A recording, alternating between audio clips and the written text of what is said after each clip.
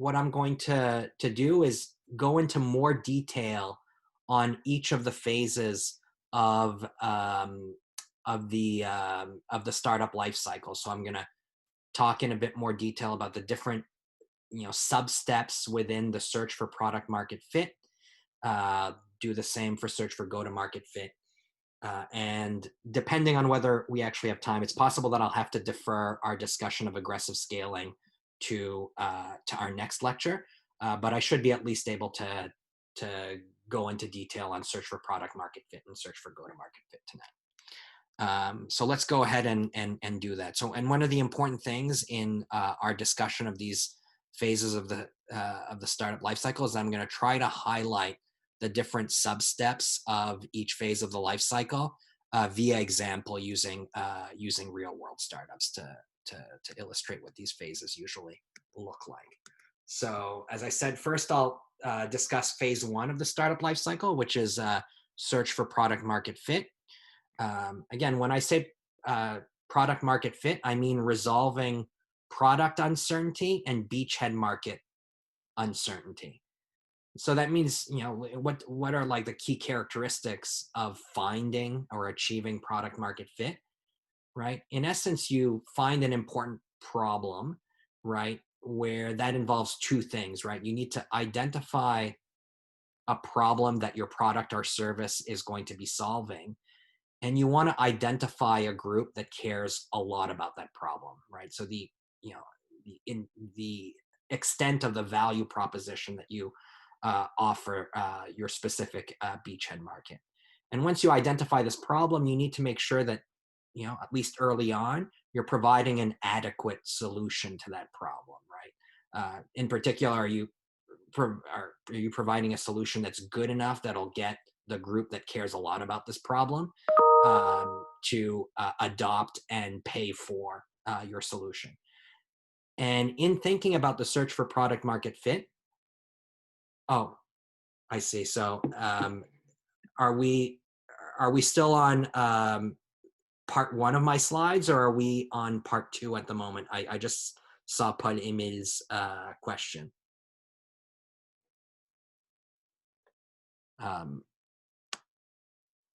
Still part one, note one. Okay, so something is. I'll stop sharing and I'll reshare because on my end I am on the second set of notes, so I'm not really sure why that's happening. So just give me 1 second. I'm just gonna I'm gonna create a new share, I guess. So I'm gonna stop share and create a new share. So sorry about that, everyone.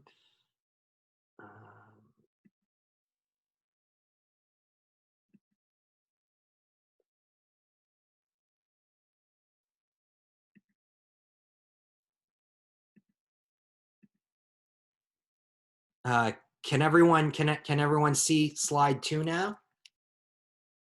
Okay, perfect. It's all right. So apologies about that. I'm still kind of learning how to navigate going across different sets of slides. So I know next time I need to, when I move to a new set of slides, I need to stop my initial share and restart for the new set of slides.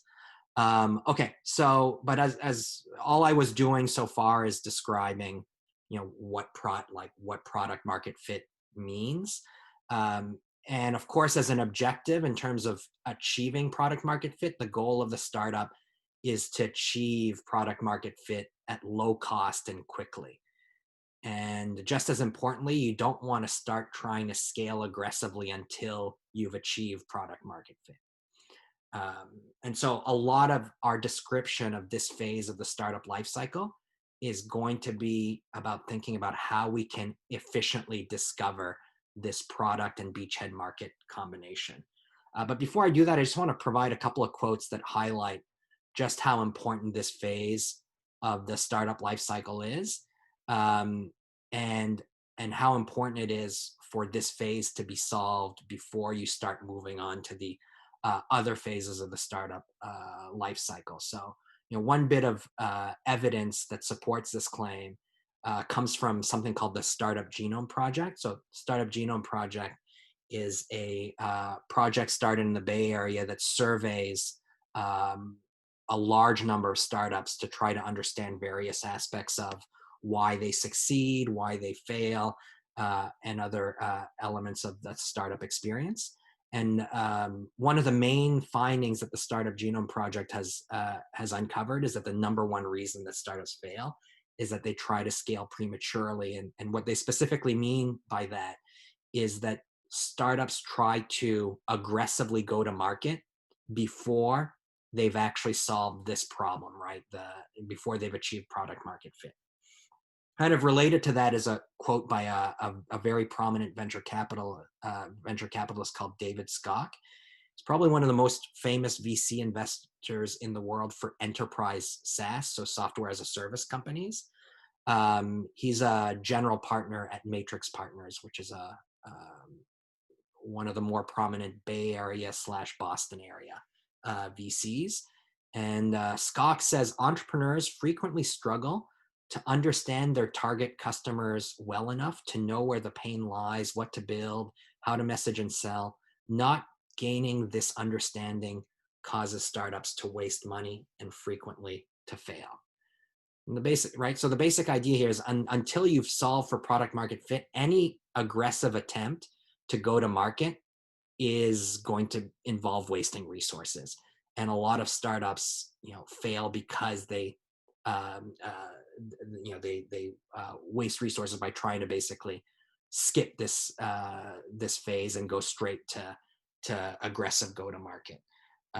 One kind of simple way to think about product market fit is it comes from a quote by Andy Rachleff, who is a prominent entrepreneur / VC. He's one of the founders of Benchmark Capital, which is one of the most successful Bay Area VCs.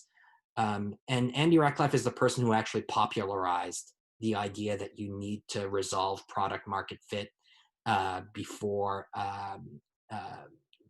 you kind of go to the other phases of the startup life cycle. And he basically just summarizes product market fit in the following way. He says, do the dogs eat the dog food?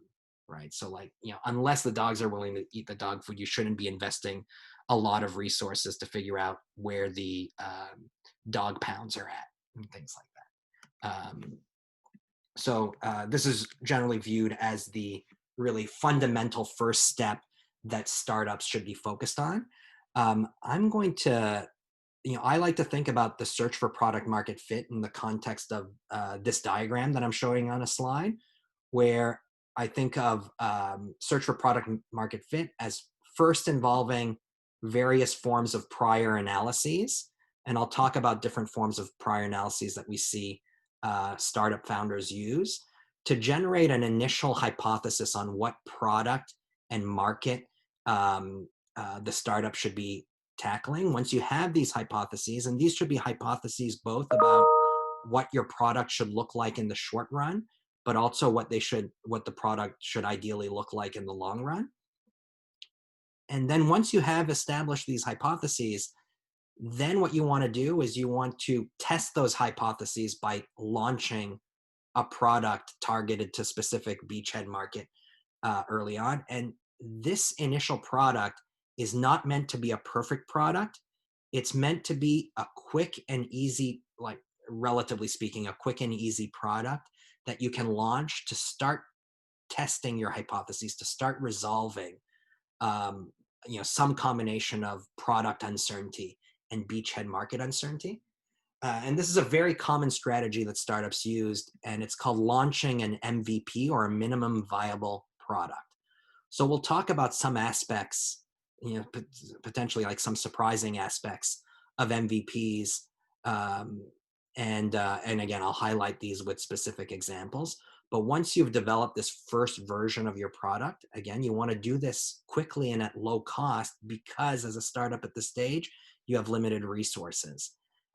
Then you try to launch it into the market, and you start getting feedback from the market. And then the question is, from this feedback, what are the things you can learn, right? You can either validate that you actually have achieved product market fit, right? Or you find that you're not getting any traction or user satisfaction in your product, in which case you need to start making changes to your product. Sometimes those changes are relatively minor, where you're going to just make small iterations or changes to your product. And in other cases, right, the feedback is sufficiently negative that you need to kind of re-hit the drawing board and make a more substantial pivot of your company. So we're going to talk about these various phases, but before we do this, one thing I'll highlight about what I've described here in this diagram is this is really just kind of a generic diagram for testing hypotheses or experimentation more generally, right? You start with hypotheses that ideally are informed by some sort of prior analysis, and then you want to find an efficient way to test these hypotheses to find out if they're right or if they're wrong, right? And the choice of how you design an MVP is really this question of how do you want to try to efficiently and at as low of a cost as possible test these hypotheses and inform how you need to change the hypotheses if the hypotheses aren't exactly correct, right? So I'll highlight some of these different sub-steps of the search for product market fit, and I'll do all of this, as I said, with the use of examples right now. Right. So first thing I'll do is I'll kind of list some of the common types of prior analyses that startups do when they're trying to establish their hypotheses and decide what sort of minimum viable product they're going to launch. So you can kind of categorize the main types of prior analyses into four buckets. One is general market research. I'm going to highlight this one in a fair amount of detail via example shortly. And I'll highlight it in the context of Amazon and the prior research they undertook when they were launching. So I'll discuss this relatively shortly. Another type of market research, another type of prior analysis that startup founders often do when they're trying to decide what sort of MVP they should design and what sort of target market they should be trying to address first is feedback from experts. A nice example of feedback from experts comes from Square, the startup Square, right? So it's, what did Square initially do? Square initially, produced a device that allowed you to transform your smartphone into a credit card reader, right? So something that would allow you to accept credit card payments.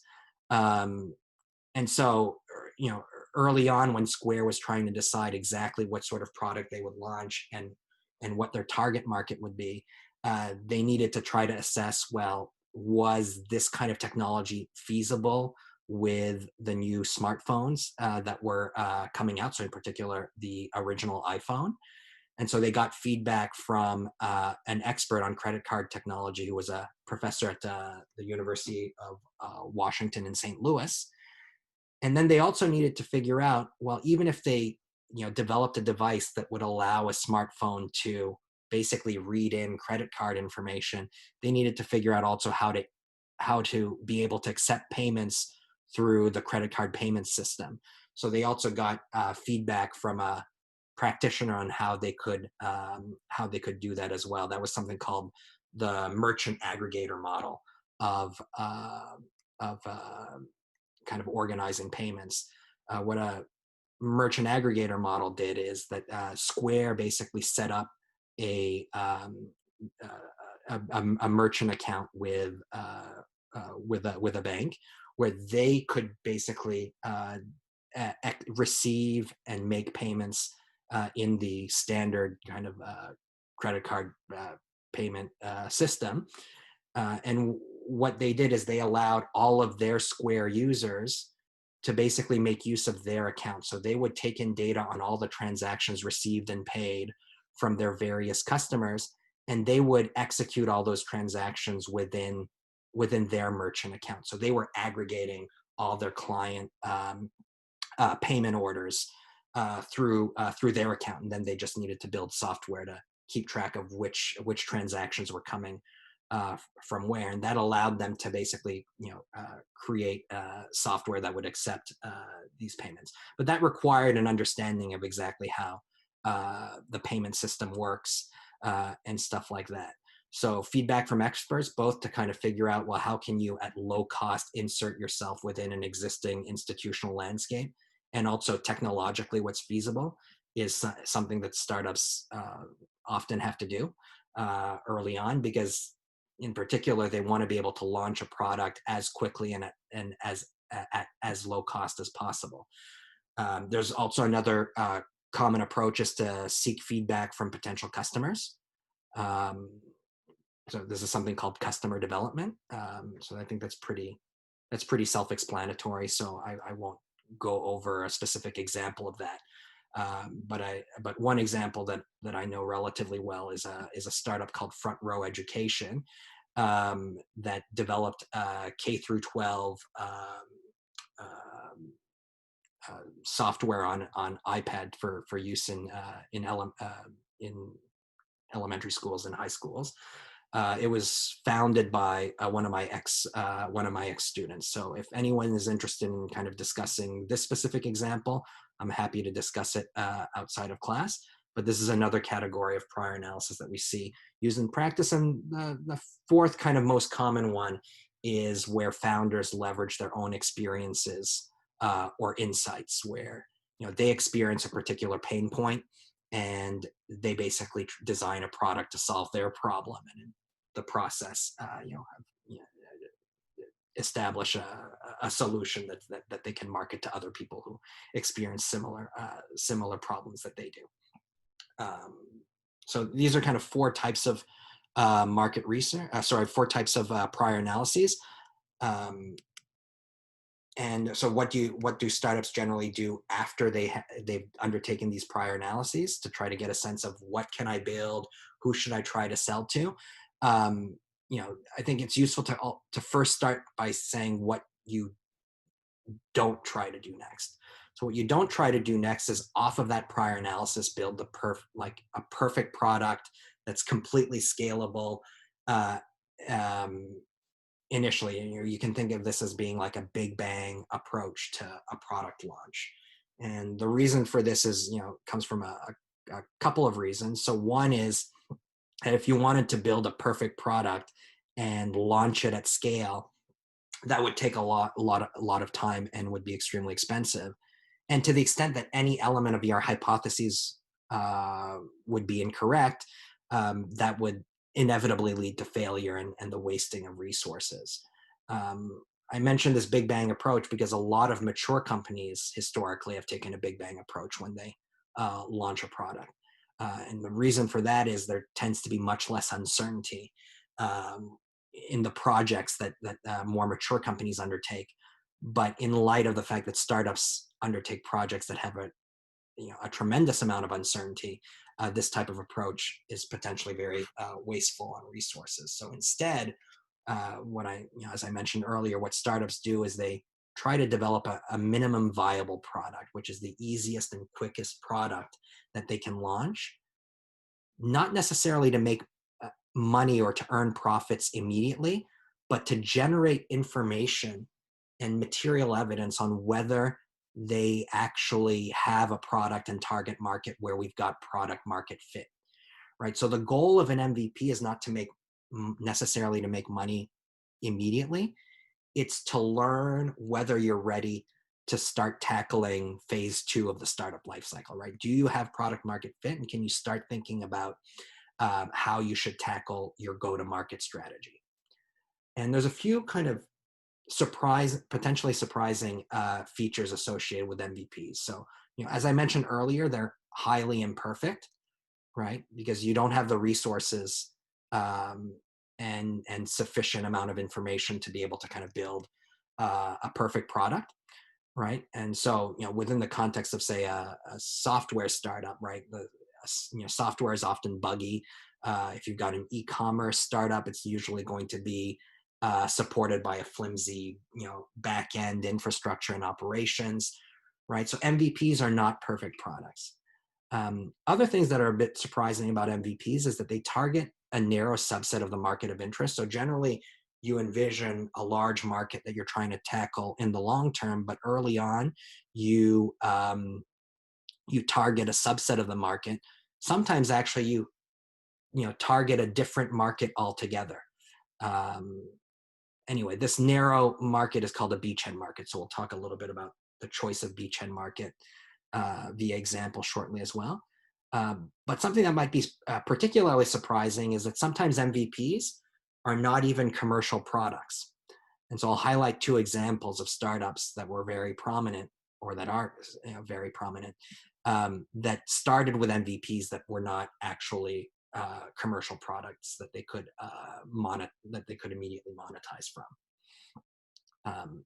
Now, oftentimes people focus on MVPs as being imperfect products, but another thing that's important to remember with an MVP is that even if an MVP is imperfect in many dimensions, if you want to have any possibility of success in generating product market fit, it has to be that the MVP is exceptional in some dimension, right? So if you think of a product as consisting of multiple dimensions, you want to ask yourself, well, which dimensions is it important for the product to excel at, right? To offer an actual value proposition to the beachhead market, and which dimensions of product are less essential so that you don't need to perfect those dimensions yet.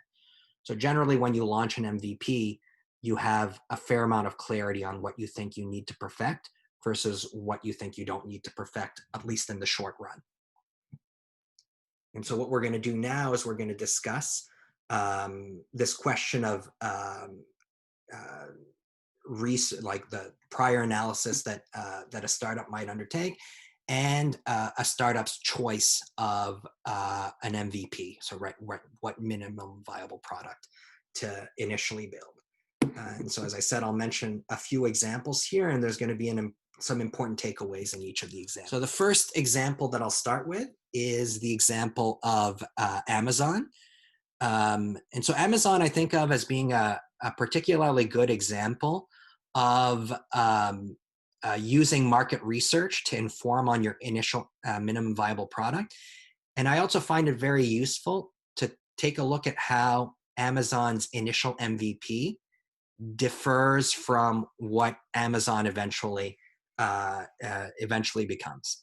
By the way, I have a bunch of slides in my notes where I have pictures of, for instance, Jeff Bezos here. And you'll notice that there's a small cursor on the bottom left. So this is just a link to a YouTube video where Bezos talks about this particular topic within the Amazon experience. So he talks about the initial research he undertook. And so a lot of what I'm mentioning in this example actually comes from a presentation that he gave at some point in the past. So if you want to actually go to the original presentation, you can just click on the slide and it's going to open up YouTube. And in this particular case, it's a YouTube video that basically expresses this example in his own words. So in general, you'll always see this with these images. There's a link to content in the slide. You just click the slide and it'll open up either to a blog post or to some other article, or to maybe a podcast or a YouTube presentation or interview. But so let's discuss the minimum viable product and the prior analysis that was done in order to decide what sort of MVP Amazon would originally launch. Now, we all know what Amazon eventually becomes. It becomes kind of like the everything store for e-commerce, right? But early on, Amazon obviously couldn't launch as an everything store. They needed to kind of focus on a narrower segment of what they eventually intended their market to become. And in particular, Amazon, had to decide, well, what would they start off selling, right? What product would they initially sell online? And Bezos took a pretty systematic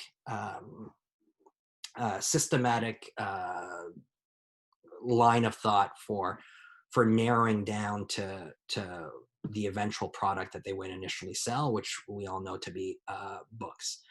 So early on, he actually contemplated, I think, between 10 and 20 different products that included books, it included software, CDs, and other types of music. hardware. So he had contemplated a bunch of different potential product categories. Why did Amazon initially decide to focus on books as their original market? And there were a few kind of key characteristics that Bezos emphasizes in terms of what made books particularly attractive um, um, as a first product to sell online. Um, first, first kind of feature that was attractive was that if you think about books, you really think of this as being um, a product that has homogeneous quality. What I mean is, if you're buying a particular book, right, so a particular title, you're not worried that different versions of that title are going to have dramatically different quality, right? So, a book of title X is really just a book of title X. There isn't a lot of variation in quality there, and a book is also durable. So in particular, it ships pretty well. You're not too worried that a book is going to be damaged during the shipping process, and that was important in the context of e-commerce transactions. But even more importantly, right, because there were other products that kind of had this characteristic as well. So for instance, if you take a look at CDs or software, they tended to have homogeneous quality as well. But another feature that was particularly striking with the book market is that the book market, more so than any other um, consumer goods market, had a dramatic diversity of demand, or something that we call a long tail, which is like if you take any two potential customers, the likelihood that they want the same bundle of books is basically zero, right? So if you look at books, like there's a larger supply of different books than almost any other product category, right? At any given point in time, there are millions of different book titles that are in print, and more so than any other product category, different consumers are going to have different demand for different combinations of those books. And consequently, what that meant is, if you think about what Amazon is competing against, they're competing against at this time, brick and mortar retail. Well, one of the things that's striking about books is that there's no brick and mortar. I should say brick and mortar, not brick and mortar. No physical store could inventory the entirety of the diversity of supply of books. But not being able to supply the entire diversity of supply wouldn't be a problem if almost everyone had the same demand, which you see a lot more concentration of demand, for instance, in the market for CDs or music or movies, much less so within the context of books. And so you couldn't basically provide the supply of the right combination of books for almost any customer. And so what that meant is, if you could find a way by selling books online to offer a dramatic increase in access to inventory, right, you could potentially be providing a substantial value proposition to consumers in the book market, more so than you could in other product categories. And so, given this observation, Bezos decided that one of the key things that he needed to be able to do with his online store was to find a way to offer a 10x increase in product diversity relative to brick and mortar stores. So a typical brick and mortar store, even the largest kind of Barnes and Noble superstores, could have a supply of less than 100,000 book titles. So the primary characteristic that Amazon wanted to be able to advertise with their online bookstore launch is that they wanted to be able to claim that they would offer at least 1 million different book titles through their online store. Now the question is, how could you launch a minimum viable product when you have limited resources as a startup that would offer 1 million different titles to your consumers? One option would be to hold in inventory 1 million different titles. Now obviously that's not something that would be feasible for a startup like Amazon. There's no way that they could hold a large amount of inventory. If we think of Amazon now, we think of it as having huge inventory capacity and very efficient operations, and so forth. But as a startup, Amazon couldn't do that. So they needed to find a way to provide this dimension of product quality, right, in terms of diversity of product offering, without necessarily needing to build the inventory capacity themselves. And the way that they did that is through extensive market research. And in particular, in researching the book market, Bezos noticed that one of the unique things about the retail book industry was that individual bookstores did not enter into contracts to purchase books from individual book publishers, right? Because just like there are millions of different book titles at any given point in time, there are tens of thousands of different book publishers. So an individual retail bookstore is not able to enter into distribution agreements with each of these publishers. And so what's happened is there's been the development of an intermediary system where you have national book distributors who sit in the middle between retail bookstores and publishers, right? And those national book distributors enter into the contracts with publishers and provide distribution to the variety of different retail bookstores.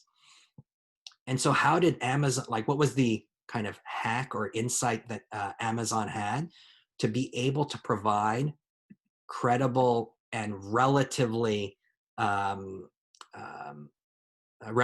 convenient access to 10x diversity of supply relative to even the largest Barnes and Noble bookstores?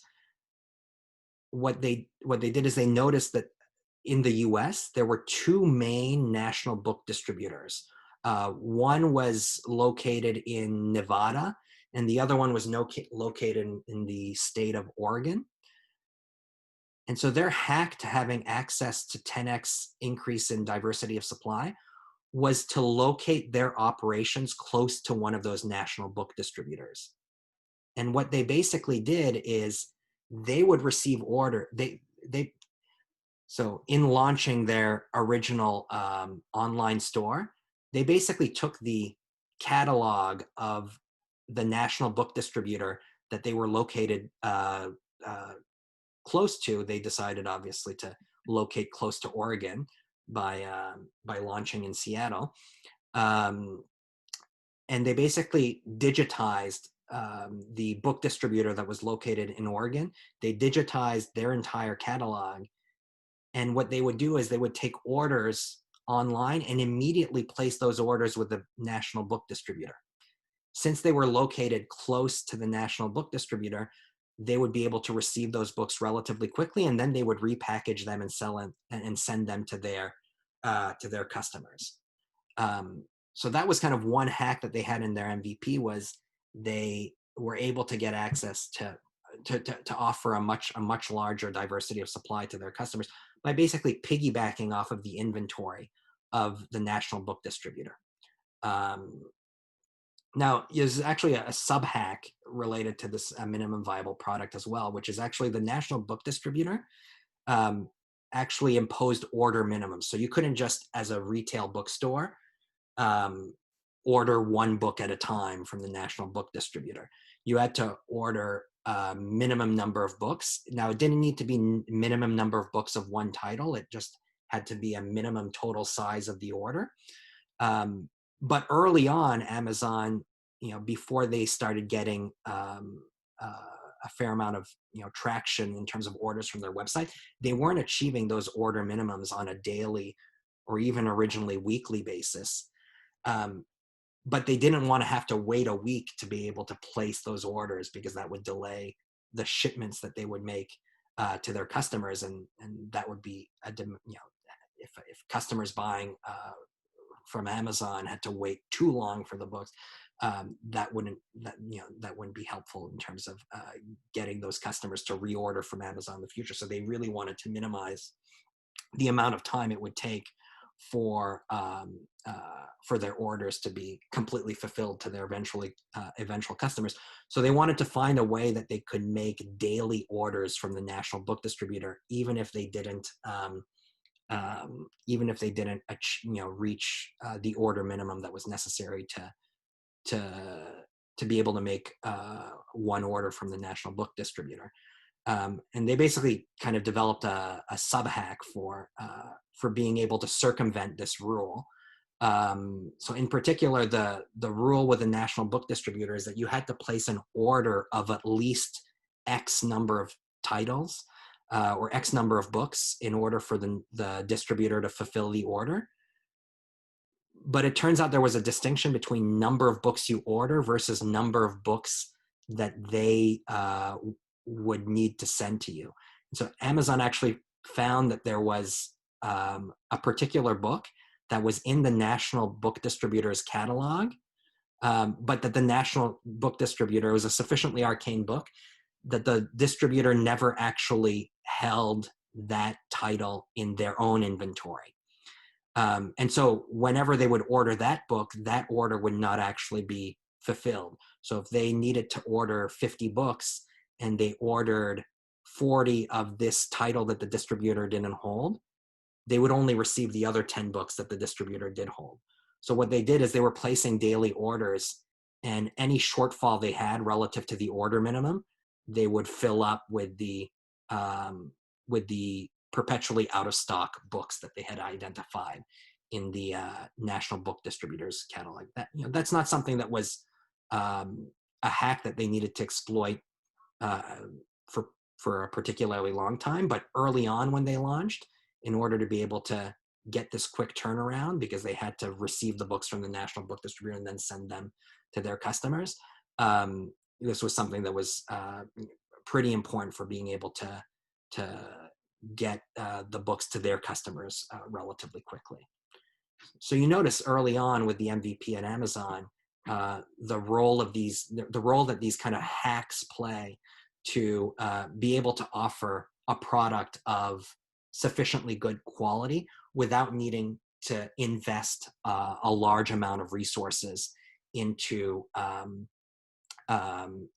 building inventory and building, in this case, kind of the perfect product, right? So if you take a look at kind of this back end infrastructure for the operations of Amazon, it was a bit of a mess, right? So any order that was coming to Amazon, they had to go order from the national book distributor. They had to wait for that book distributor to send the book to them. Then they had to repackage the book and send it to their customers, right? That's not that's obviously not the logistical solution that they were intending to have in the long run, but it was a necessary way to be able to implement this increase in diversity of supply early on. Now, of course, as I mentioned earlier with MVPs, it is important for the MVP to even though it can be imperfect in some dimensions, right? It needs to be perfect. It needs to be sufficiently good in other dimensions. And so Amazon did have a lot of clarity in what they needed to do well, right? One thing is they needed to be able to credibly offer 10x diversity of supply. But in addition to that, they knew that they had to, provide a high quality website that would elicit trust on the part of potential customers. And it had to be a website that was effective in terms of cataloging the diversity of supply. So they needed to, build a website that could kind of efficiently retrieve information from their database of different book titles, be efficient in terms of searching. They had to develop software that would facilitate payments via browser. They also eventually started developing functionality for user reviews, which requires, developing software that allows users to essentially update your website. And so those were the dimensions of product that Amazon really focused on perfecting early on. They weren't focused on perfecting the efficiency of their logistics or building large inventory to lower cost. Those weren't the original dimensions of focus. They wanted to get this aspect of their website sufficiently high quality so that they could then validate whether or not people were willing to actually do commerce online.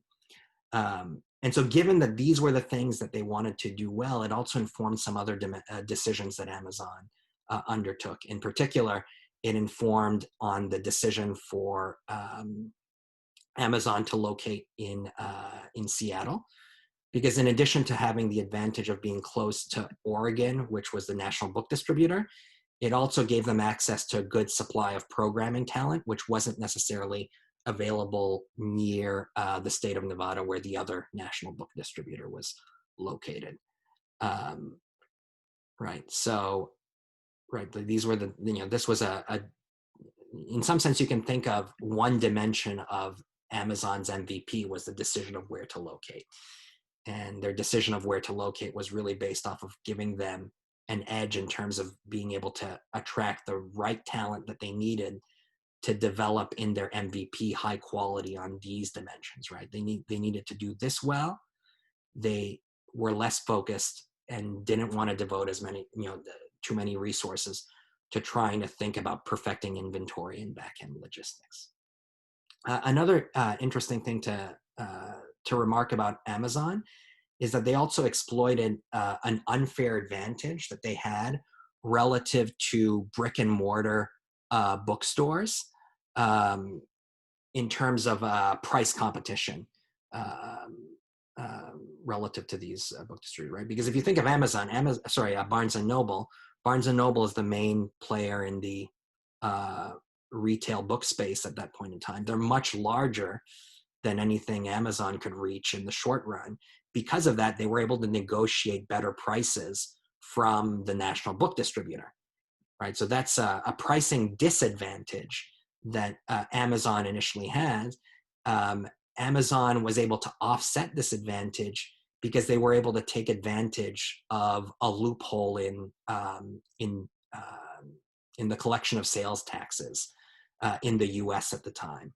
So in particular, a couple of years before Amazon launched, there was a Supreme Court ruling in the US that basically ruled that any mail order retail business that did not need to collect sales taxes from its customers that were located in states where the mail order retail business didn't have physical operations. So in particular, Amazon being located in Seattle, right, which is in the state of Washington, would only need to collect sales taxes from its customers in the state of Washington. Any other state, they wouldn't need to collect the taxes. Instead, tax law specified that the Amazon customers outside of the state of Washington, whenever they purchase stuff from Amazon or from any other mail order retail business, right? So this mail or online retail would need to self-report their purchases with their state tax authority and then pay those taxes. Now, of course, this is an unenforceable rule. So what would happen is, if someone from the state of California would, purchase something from Amazon, right, the likelihood that they would actually self-report the transaction and pay the sales tax to the state of California was effectively zero. And so what that did is it provided some measure of pricing advantage that a competitor like Barnes and Noble wouldn't be able to offer. Because even if Barnes and Noble developed an online store, which they eventually did, they would still need to charge sales, collect the sales tax from their customers, because a store like Barnes and Noble had physical operations in every single state. So they would be required to collect taxes. So that allowed Amazon to offset some of the scale disadvantage that they had relative to Barnes and Noble. It's also one of the things that instructed, going back to the question of where Amazon initially located, that's what determined locating in the state of Washington, so in Seattle, instead of locating, say, in the state of California, which is a neighboring state to Nevada, which is where the other national book distributor was located. Right. The advantage of the state of Washington is that its population was much smaller than the state of California. Right. Both, if you were located in the Bay Area, you would also have access to an attractive supply of programming talent. But because the state of California had a much larger population, you'd have to charge sales taxes to a larger percentage of your customers, thus eliminating some of this unfair pricing advantage that you have relative to Barnes and Noble for a larger segment of your market. Right, so this unfair tax advantage also governs some of the location decision that Amazon undertook. But the thing that I want to highlight here is, right, the thought process and the market research that went into Amazon choosing to sell books initially, right? That was about diversity of demand, the long tail, and also what they chose to perfect versus not perfect, right? Don't perfect back-end logistics, instead perfect what's kind of more front-end facing to your customer, which was your website and the functionality of the website. And then also think about where you'll locate your company initially to get access to the right supply to be able to execute on your minimum viable product and take advantage of some of these tax loopholes. And so this is the thought process that went behind the original minimum viable product at Amazon. And again, I want to highlight the role of kind of clever hacks that Amazon used and the role that market research played to inform each of these decisions. I'll do two more examples of MVP design in phase one of the startup life cycle. So the next example I'm doing is going to be an older startup. Well, it was a startup. Now it's obviously a large company, large publicly traded company, but it's a company called Genentech. Genentech was founded in the mid-70s, and it's best known as the first company to commercialize genetic engineering. And so what I'll do first is I'll kind of describe what genetic engineering is, and then I'll highlight how Genentech, decided what sort of product it would first try to develop, and what some of the motivation behind that initial MVP was. So first, I'll describe, as I said, what genetic engineering is. So what genetic engineering is you try to find a way to produce some desired gene that has some pharmacological value. One example could be, for instance, insulin, right? And you try to find a way to produce that gene in a way that doesn't naturally occur in nature. So you try to find a new way to produce that gene. And the basic kind of idea for how you would implement genetic engineering initially was to take advantage of bacteria. So in particular, so in the early 70s, the general outline of potentially genetically engineering genes was kind of ideated as follows. When Genentech is launched, this process has not actually been successfully accomplished yet. But the basic idea behind genetic engineering was the following, right? So let's start with a particular form of bacteria. One of the main features of bacteria is that it duplicates rapidly, right? So if you start with one bacterium, it's going to be duplicating at a high frequency. So you start with one bacterium, pretty quickly you have, right, 2 to the power of n of these bacterium, right? So it's kind of a process for duplication.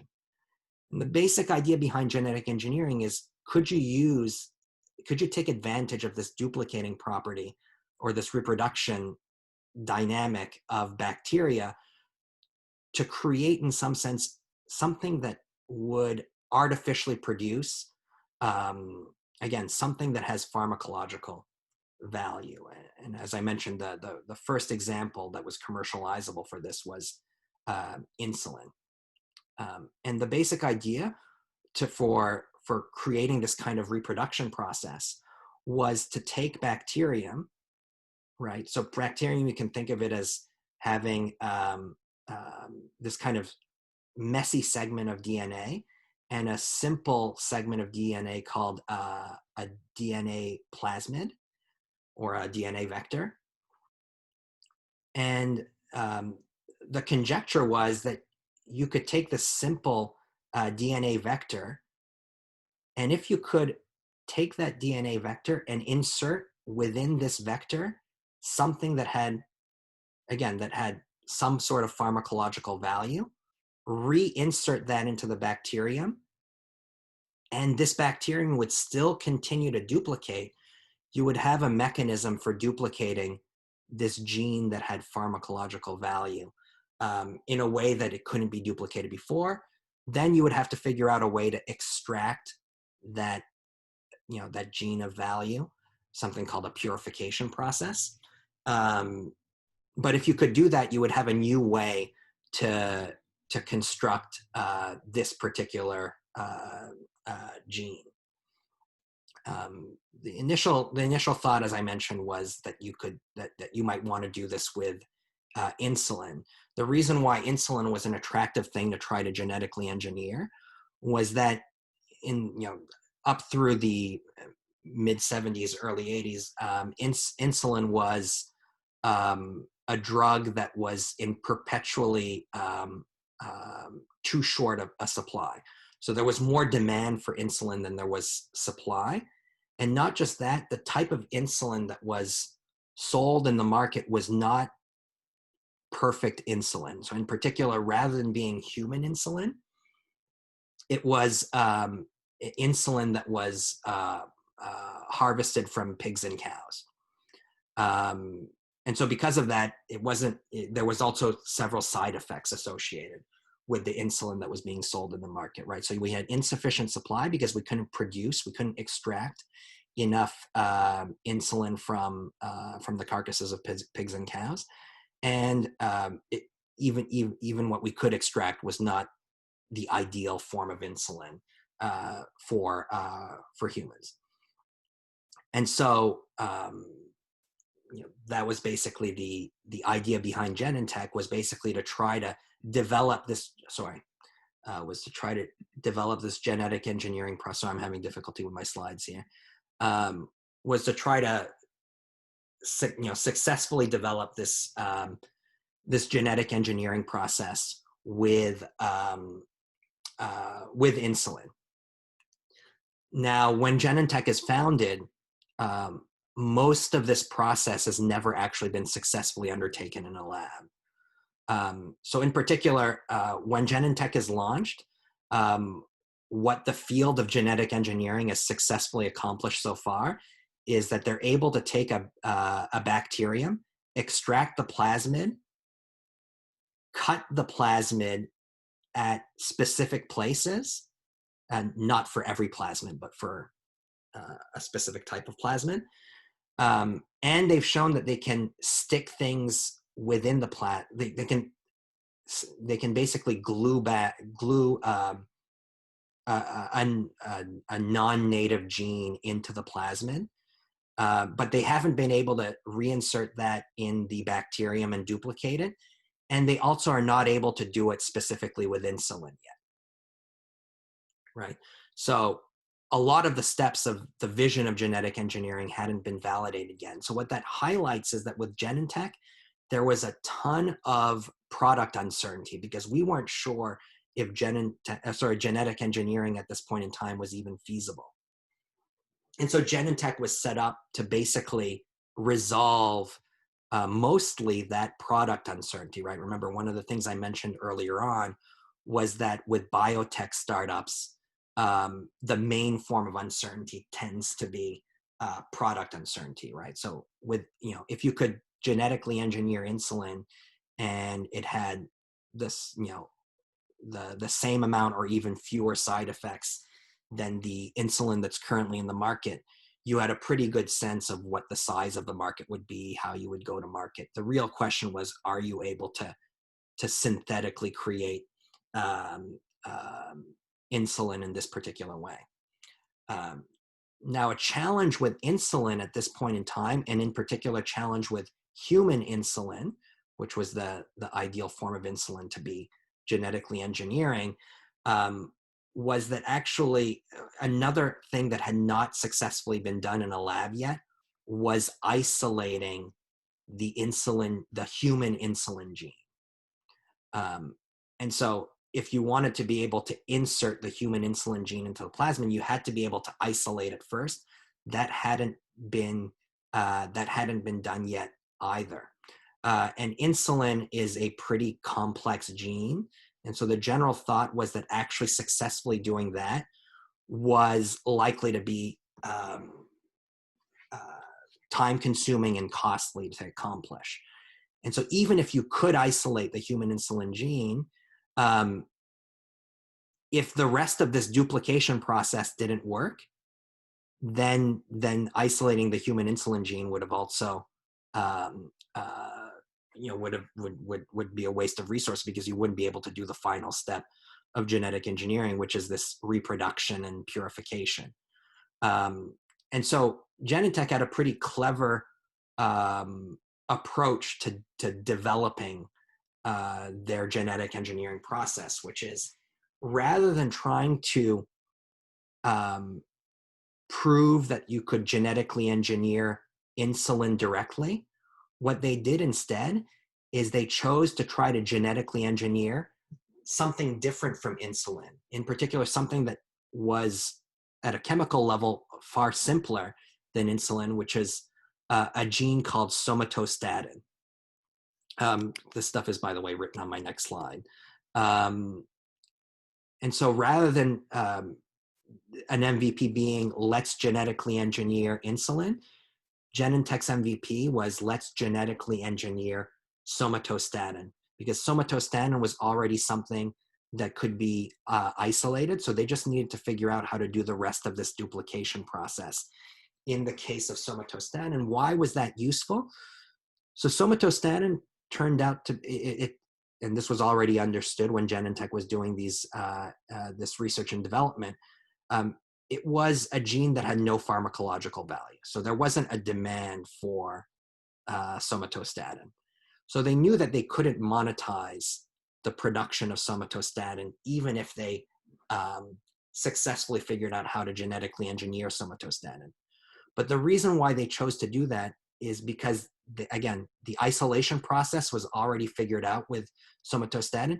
And because it was a simpler gene, the general consensus in the scientific community was that these simpler genes would be easier to successfully duplicate in this manner. And so the expectation was that trying to figure out how to genetically engineer somatostatin was going to be substantially less expensive than trying to genetically engineer insulin. And even though validating the genetic engineering of somatostatin wouldn't directly in and of itself generate commercial value, it would eliminate some fundamental uncertainty, which was the fundamental uncertainty of whether genetic engineering was even possible, right? When Genentech is being launched, the idea of duplicating a gene in this manner by taking advantage of the reproduction capability of bacteria, it was a vision. It wasn't something that had been validated in the lab. And so the basic insight was that if you prove that you can genetically engineer somatostatin in this type of process, that would dramatically lower the amount of uncertainty associated on whether you could genetically engineer other genes, including insulin. And so that was the approach that Genentech took. They said, look, we're going to divide the development of this product into sub-steps. First, we're going to try to genetically engineer somatostatin and use that as a proof of concept for genetic engineering to validate that genetic engineering is something that's actually possible. And the basic idea was, if they were able to prove that, then enough uncertainty would be reduced so that they could resolve, so that they could raise even more capital to be able to finance the more expensive and time-consuming development of how to figure out genetic engineering for insulin. So they raised a relatively small amount of capital initially, used that to fund their R&D to validate or to successfully genetically engineer somatostatin. And then they were able to raise a follow-on round of funding, even more capital at a more attractive valuation, to then finance their R&D for insulin. Now, of course, when Genentech validated that genetic engineering worked for somatostatin, in some sense, they also, Genentech wasn't the only company trying to figure out how to genetically engineer insulin. There were other biotech startups like Amgen that were trying to do the same thing.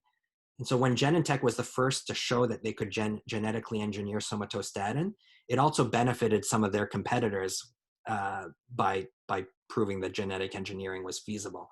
And it allowed some of their competitors to also raise additional capital as well. So, this proof of concept MVP had one element of a disadvantage as well, where it provided benefit not just to Genentech, but also to their competitors. And so there's another interesting aspect associated with Genentech and how they developed eventually insulin, which was Genentech relative to the other competitors in the biotech space at this time took a different strategy for also in their, after their MVP, after developing genetically engineering somatostatin, they also took a novel strategy for trying to isolate insulin as a gene. So if you look at genes, they're composed in a very specific way of different amino acids. And in principle, there's two ways to construct a gene. One is to figure out a way to extract it from a natural source, right? So if you wanted to isolate the insulin gene, you could figure out how to isolate it from the human body. So basically from the pancreas of a human cadaver. Again, this was something that had not been successfully done in a lab at this point in time. Another way for you to isolate the human insulin gene would be to use underlying amino acids to try to construct an insulin gene rather than extracting it from a human body. Every biotech startup except for Genentech took the approach of trying to harvest the insulin from a human pancreas. Genentech took a contrarian approach in their development, where they tried to isolate this gene by essentially building it from scratch using the baseline amino acids. And so, you had two different strategies for trying to isolate the human insulin gene, and it turned, as history shows, Genentech was able to successfully synthetically create the insulin gene from amino acids before the other startups trying to harvest it from a pancreas were able to do it. There's something interesting to mention about that, which is that when you're thinking about executing on an MVP, especially if you're trying to enter in a market that has a lot of competition. Something you might want to think about early on as a startup is, how are your competitors trying to implement the product or develop the product? And can you think of a different approach to try to do that, say, for instance, product development? Why are contrarian approaches potentially beneficial in a competitive startup market like Genentech was facing in the mid 70s? The logic behind that is relatively straightforward. So think of the following setting, right? So let's assume we have 10 different startups trying to compete to genetically engineer insulin first. 9 take the approach of trying to harvest it from a human pancreas, and 1 takes the approach of trying to synthetically create it. Now, let's say synthetically creating is less likely to kind of be successfully accomplished first. So let's say the strategy of synthetic creation that Genentech took only has a 25% chance of succeeding, whereas the approach of trying to harvest it from a human pancreas has a 75 chance of being successful first.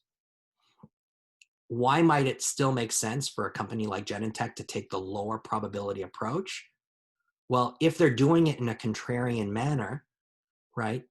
Let's say the harvesting from a human pancreas is going to succeed first. Well, there's a 75%, let's assume there's a 75% chance of that. But as I mentioned, there are 9 companies that are trying to successfully do that. So there's a 70, why don't we say there's 11 companies, so it'll allow me to do the calculation in my head a little bit easier. So there's 10 companies trying to take the harvesting approach. The harvesting approach is going to succeed first with a 75% probability. That means each of the 10 companies doing that same approach has a 7.5% chance of being the first to successfully isolate the human insulin gene. Meanwhile, right, we've got maybe the less promising synthetically create from baseline amino acids approach. It has a 25% chance of succeeding first, but the only company trying to do that is Genentech. So they have a 25% chance of success, whereas all of the other 10 competitors have a 7.5% chance. So even though the competitors are maybe undertaking the more promising and consensus route for development, because Genentech is taking a contrarian approach, if their strategy ends up correct, they are the winner every time. Meanwhile, if the consensus approach works, each of the 10 competitors have a 1 in 10 chance of being the competitor that successfully does that first, right? So, that highlights another aspect of, MVP design. This is more of the second MVP for Genentech, which is after they proved that they could genetically engineer somatostatin.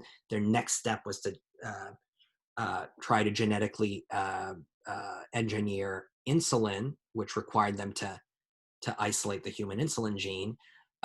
They took an approach that was differentiated from all of their competitors in trying to successfully develop that next phase of MVP.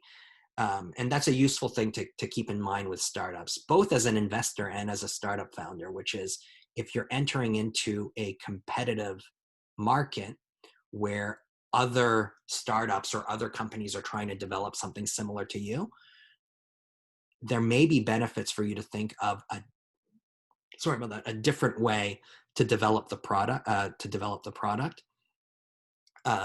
Even if that secondary approach is less likely overall to succeed, because if that approach does succeed, at least you're the one that's guaranteed to win in the product development race. So I think of like those as being kind of 2 very important things associated with the Genentech example to MVP. The first takeaway in this example was to use the development of somatostatin, which was not a marketable product, as your MVP, because it would resolve product uncertainty on whether your eventual commercializable product, right, genetically engineering insulin, was feasible or not, right? So this idea of using an MVP as a proof of concept rather than something commercializable. And then the second takeaway from the Genentech example is this idea of contrarian execution, right? Try to take a fundamentally different approach to developing a product than your competitors, even if that approach, on an unconditional basis, maybe has a lower likelihood of success. So long as there's less competition in that contrarian strategy than the consensus one, there might be an advantage to undertaking it. So those are two takeaways that I take from the Genentech example of MVP design. I'll mention one more example of an MVP, which is the design of a minimum viable product at Dropbox. And when we think about Dropbox, obviously, what's their eventual product? It's a product that allows you to do online file storage, sharing, and syncing across multiple devices. That's what that's what Dropbox envisioned eventually selling. And there were a lot of other companies around the same time, actually, that entered the market before Dropbox did, that were tackling this market. So this was a market that was generally viewed as being a market that would eventually be promising. And what's interesting about Dropbox is Dropbox took a different strategy to initial MVP design compared to its competitors. As I mentioned, so Dropbox wasn't the first company offering online file storage or syncing products. When Dropbox was being developed, there were already other companies that were already marketing this type of product to consumers. Probably the most notable example was a startup called SugarSync. SugarSync entered the market, I think, over a year before Dropbox entered, maybe even closer to 2 years before. So Dropbox was never the first to enter this market. And so you would think in this context that Dropbox would be in a rush to launch their product. They would, right, develop a software product that did online file storage, syncing, and sharing as quickly as possible, even if it was buggy. But that was not the strategy that Dropbox undertook. And the reason why Dropbox chose not to take that strategy was because they realized that having a buggy product for something like online file storage and syncing would be extremely problematic for customers. So when you think about what customers for this type of product would value, one thing that would be particularly problematic is if the product didn't work well. And so a good example actually is, as I mentioned earlier, the SugarSync launch. So SugarSync launches much quicker to market, but the product that they initially offer doesn't work perfectly well. So in particular, so I was an early SugarSync user, and I would use SugarSync to sync my research files across my multiple computers. My research involves creating proprietary data sets from scraping data from various sources on the web, like the Securities and Exchange Commission and stuff like that. And when I build these data sets for research purposes, it's very important that I be able to show to other researchers how I built my data set. So it needs to be possible for other researchers to replicate my data set. And so I need to have all the raw files that I've used for data extraction available on my computer, because they're available on a particular date, at a given web source, doesn't mean that they're always going to be available in the future. So I always had to download all those files and keep them on my computers. And so I would have hundreds of thousands of files in my research folders. And I ran into this problem when using SugarSync, which was I wanted to update those research files across multiple devices, but maybe I would start with 100,000 files when I would start the syncing process. And when SugarSync was done syncing across my multiple devices, reliably, I would lose 5,000 files. So I would initially have started with 100,000 files. When the syncing process was done, on my other computers, I would have 95,000 files. And a bigger problem was that on the original computer that I had 100,000 files, I would also have 95,000 files. So because SugarSync wasn't a perfect product, it actually, in the early versions of its product were basically, especially for large folders of files, were basically accidentally deleting files. And so that's a major problem for most people. You don't want to be using a product and then all of a sudden some of your files just disappear. So that was a huge problem. What that meant was the moment I could find a better, like a better functioning software than SugarSync, I was going to leave SugarSync and move to this other product. So Dropbox understood that if they launched a product that didn't work perfectly, that would delete files or would be inefficient in terms of using either internet bandwidth, or at the particular point in time where Dropbox was launching, maybe overusing the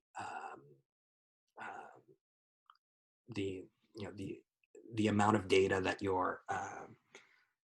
your internet data plan would allow, or things like that. If it wasn't efficient in terms of transferring information in that way as well, that it would be problematic in terms of retaining any customers that you would actually acquire.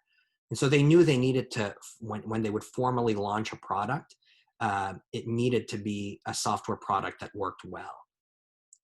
But they also understood that developing a product that would function well in that manner would take time and would take resources. So they didn't want to just develop that product and not resolve any uncertainty in the interim.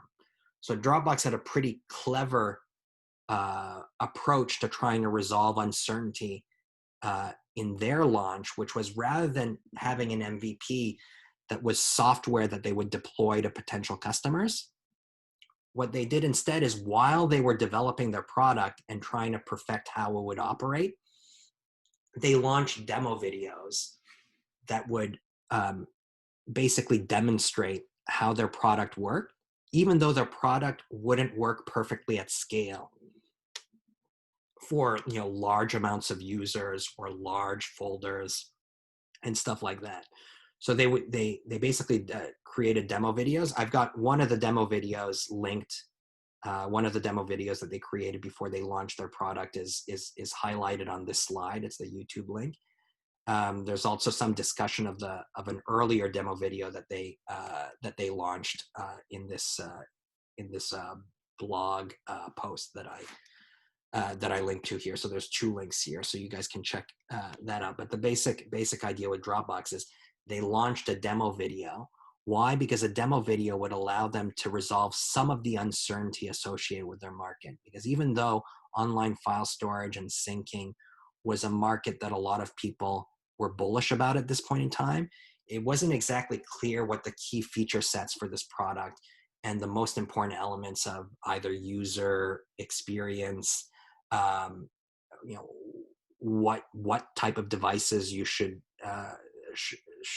be kind of working seamlessly with the software, so on and so forth. So Dropbox still had something to learn about their target market and their product feature set, even as they were developing their product in a way that would work more reliably. And launching these demo videos did provide them with some of the information they needed. So for instance, some of the feedback that they got from these demo videos were one element of feedback was, initially when they were doing their product demonstrations, they were emphasizing file storage and syncing. But one element of feedback they got from potential users who commented on their demo video was that, in addition to those 2 features, users would also like to have the ability to share files, not all of their files, but selective files, with other users. So Dropbox was actually the first company to offer that sharing aspect as opposed to just syncing and storage.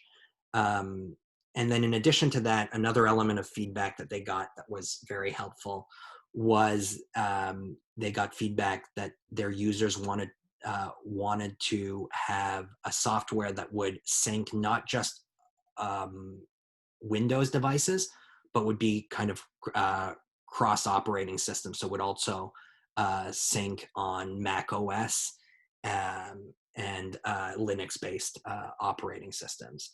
And so that informed what key features of their product Dropbox should be incorporating when they actually launch their product. And so it allowed them to learn and resolve some uncertainty before they formally launched their actual commercializable product. Another benefit of their demo videos is it allowed them to also build signups to private betas that they would launch eventually. And so by getting signups to private beta lists, it also allowed them to validate market demand to potential investors so that they were able to raise actually 2 rounds of funding before they actually formally launched. 2 rounds of funding from VCs before they formally launched to consumers. Right, so just wanted to highlight this as an alternative option for for some startups, which is instead of launching a commercializable product, sometimes you can launch a demo video.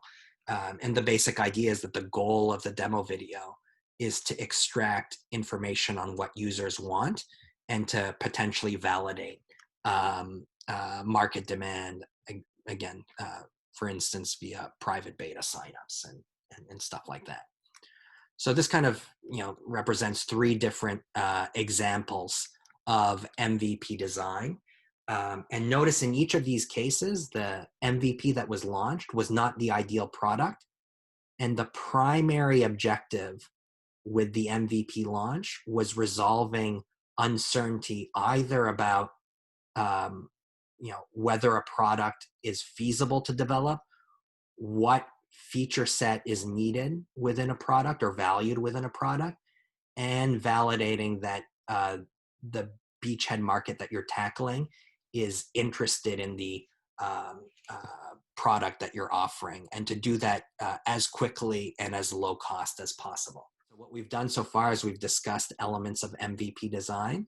Now I want to talk a little bit about learning and the different ways that startups learn in this early search for product market fit stage. Search for product market fit, right? So what can happen when after you launch your MVP? In one case, you can validate that you've achieved product market fit. There's no precise definition of what it means to achieve product market fit, but usually we do that off of key performance indicators. And I'll discuss some of these key performance indicators that we usually focus on early on in the startup life cycle. But if we don't have evidence of product market fit, generally we either need to make relatively quick and straightforward changes to our product and services. Generally this happens in cases where our KPIs are not sufficiently attractive to necessarily validate starting to try to figure out how we go to market.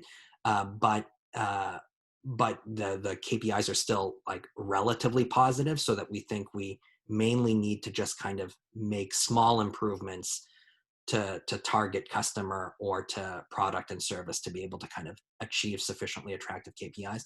And then there are other cases where we're getting no traction or no customer satisfaction at all, in which case we need to make these more dramatic changes in a startup. These are generally referred to as making pivots in our startup product or strategy. Now, of course, iteration pivoting, it's not one or the other, it's more of a grayscale, but it's useful to think about these kind of 2 poles of 2 opposite ends of making changes to product or service as a result of failed MVP launches. I'll talk about pivots first. So when we think about types of pivots, The types of pivots that exist include, developing a brand new product or service. It can be targeting a new customer. And it could also be changes to your strategy in acquiring customers, although this is more the focus of phase 2 of the startup life cycle. So what I'll do now is I'll give examples of pivots that have been undertaken by real world startup. I'll just skip a couple of slides for now. I'll go back to them shortly. So when we think about pivots, first it's useful to think about, well, what are the common ways that startups learn about what they need to change about their business when they have a failed product launch. Now, one of the things I want to highlight about these types of learning is you'll notice that they're less focused on KPIs and they're more focused on kind of soft qualitative ways of learning. Because here what I'm doing is I'm focusing on learning in cases where you have a failed launch. And when you have a failed launch, you're not really generating enough data to extract a lot of analytics from the data on what sort of changes you should be making to product or service. So instead, it's kind of more opportunistic forms of learning. So this tends to be less focused on analytics, and it's more focused on kind of some soft aspect of how you learn from a failed launch. And the different types of learning that you see kind of most commonly occurring when you have major pivots to startup.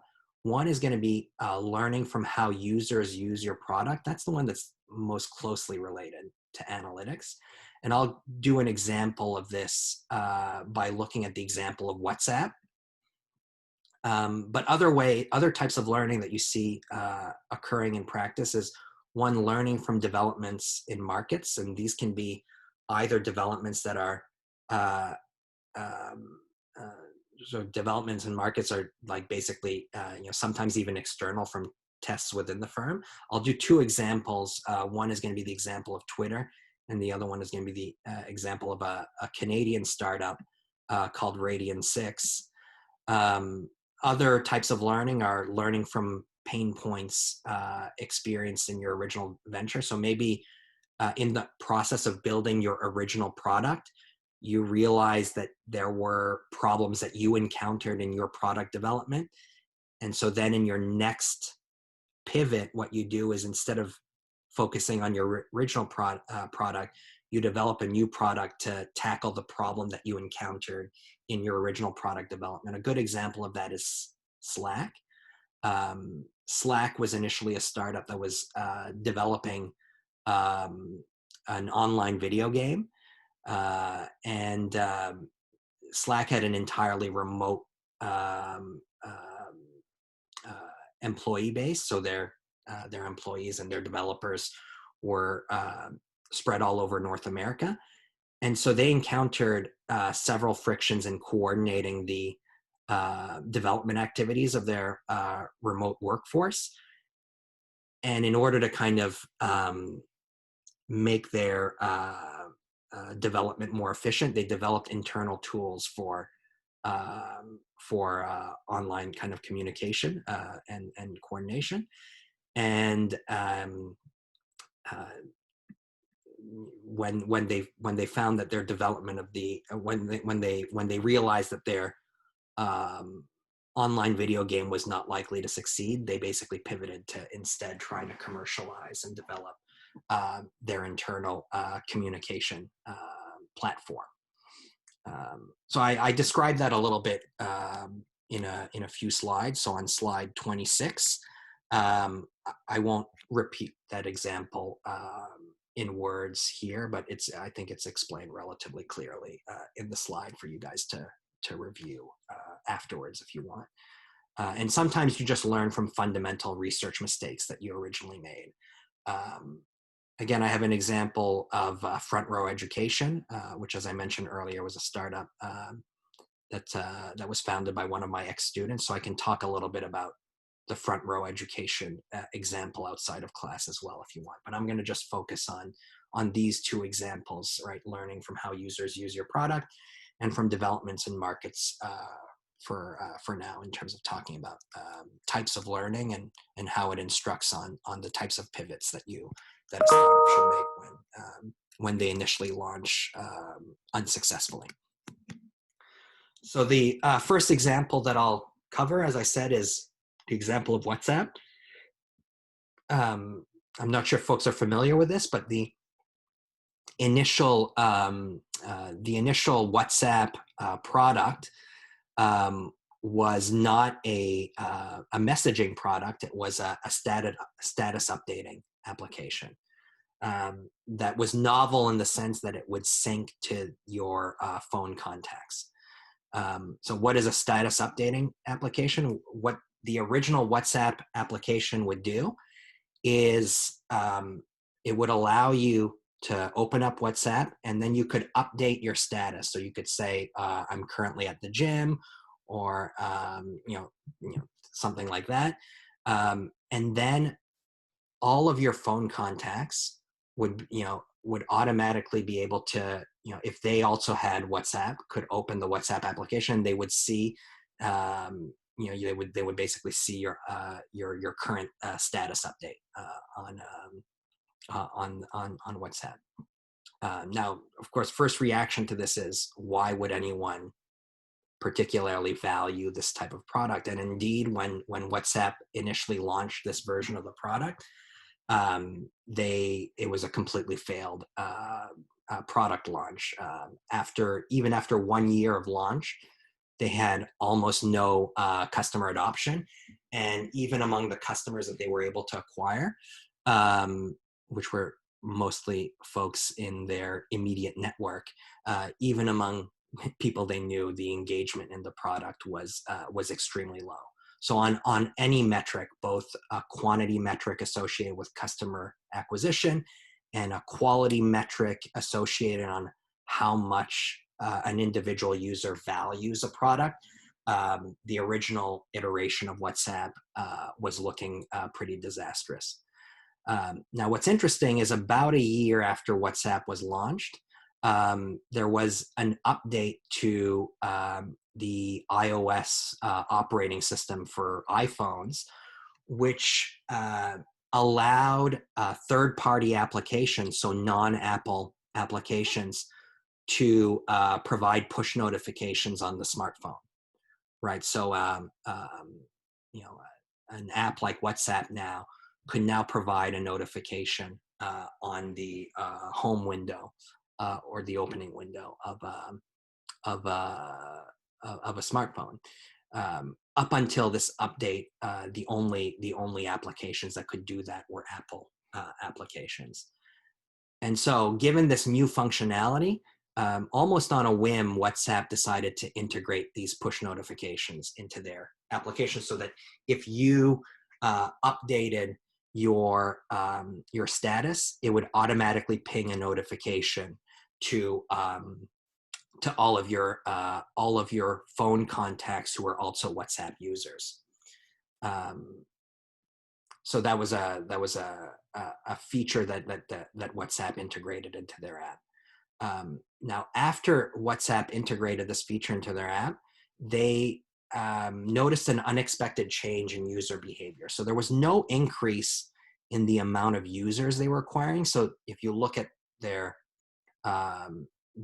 key performance indices, their quantity indices on or indicators on customer quantity were not improving. But what they noticed is that there was a substantial change in customer engagement. Engagement spiked among the users that they had, but they also looked into what was the nature of the spike in user behavior. And what they noticed is the users that became more engaged in their product had this odd behavior where they were updating their statuses at a very high frequency. So maybe within a period of 5 minutes, they would update their status 10 times. Now, from the perspective of actually representing a status update, this made very little sense. And so WhatsApp actually explored to see what their users were actually doing with their software. And what they noticed is their users had started using their application to send messages to each other instead of updating, doing status updates. The benefit, especially at the time, was that basically WhatsApp had created a product that essentially mimicked text messaging without having users need to pay text messaging fees, because at this point in time you had to pay some amount of money to send text messages. And so WhatsApp noticed from that was the actual product that they should be offering, right? So once they noticed that people were using their app for text messaging in a way that would circumvent text messaging fees, they then, pivoted their product to becoming a messaging product that was then kind of developed in a way that would be more convenient to their users, right? So, and once they realized they should be developing a messaging product, they, for instance, would also allow the functionality that when you would send a message, it wouldn't send it to everyone in your contact list who was also on WhatsApp, but you could send it to specific users, right? So it basically changed the nature of their, like, what they would design within their product.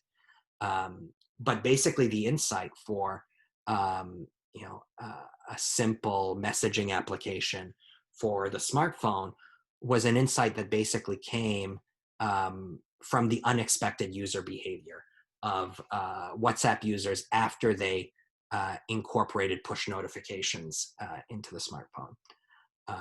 So this was something actually that WhatsApp did notice from actually measuring KPIs on engagement within their application. So this is an example of an example where analytics actually helped instruct on what type of pivot a company should make. And that's really the most common role of analytics very early in a startup, is usually analytics around engagement and user satisfaction and how users use a product. You tend to have very early phase one of the startup life cycle, less focus on KPIs that are measuring customer acquisition, because usually for a startup very early on, especially a startup that's entering in a new market, it's usually very difficult to get strong and meaningful customer acquisition numbers early, because it's difficult to get potential customers in the market to be aware of your product and service. But this is an example where the learning was at least somewhat instructed by analytics. But you had to go beyond the analytics and actually take a look at, okay, we had an uptick in user engagement, but then they had to dig a little bit deeper and opportunistically in terms of figuring out exactly what this change in user behavior meant and pointed towards. It wasn't something that was just based off of a simple metric.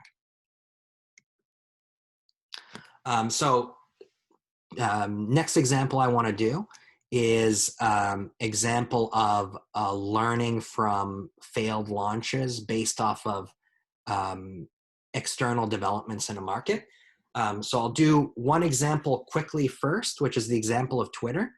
So I'm not sure if folks are familiar with this, but Twitter was initially a company called Odeo. And Odeo was a startup that was developing a marketplace and searchable repository for podcasts. The founder of Odeo was someone called Evan Williams. And Evan Williams at the time had already been a successful entrepreneur. He had been the founder of a startup called Blogger that was eventually acquired by Google. And Blogger was really the company that popularized blogging online. And what Evan Williams wanted to do with his next startup was basically do what he did for blogging for podcasts. So he wanted to kind of popularize podcasts and create a marketplace and repository where you could easily search through different available podcasts, and it would be a website that would make it very easy to make your own podcast, so on and so forth. And so when Odeo learns that they need to pivot away from their original product, their product is actually still in development. So actually Odeo never formally launched to market, and they never completed their product development. And the reason why they never completed their product development is because of something unexpected that happened in the marketplace, which was while Odeo was developing their product,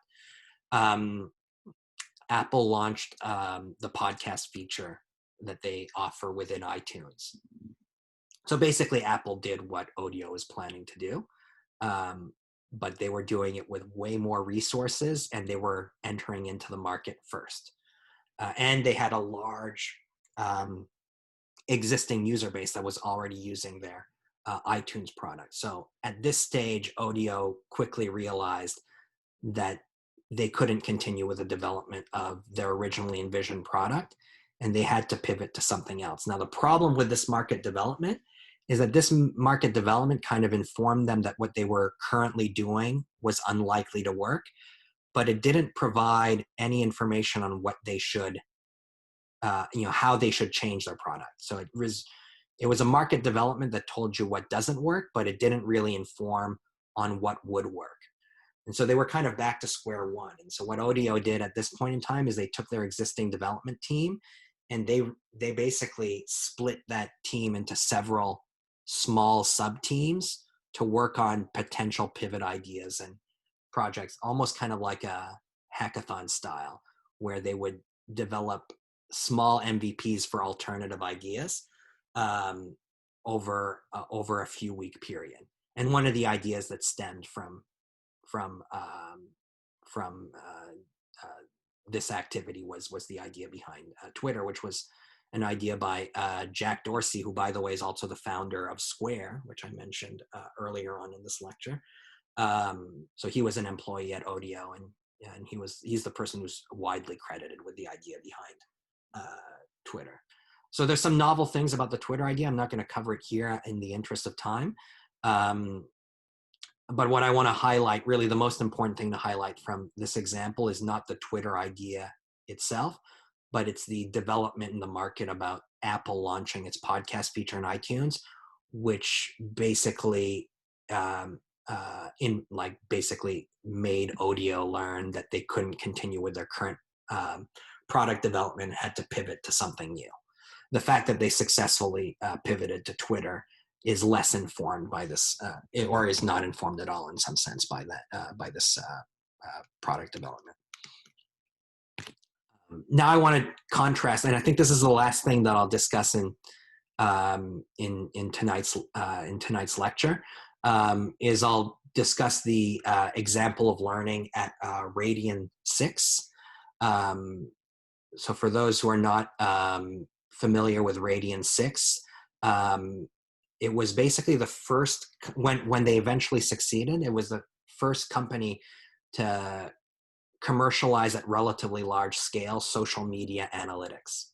So the basic insight behind Radian 6, by the way, it's a startup founded in Fredericton, New Brunswick. The basic insight behind Radian 6, Radian 6 is founded really as social media starts to explode in popularity.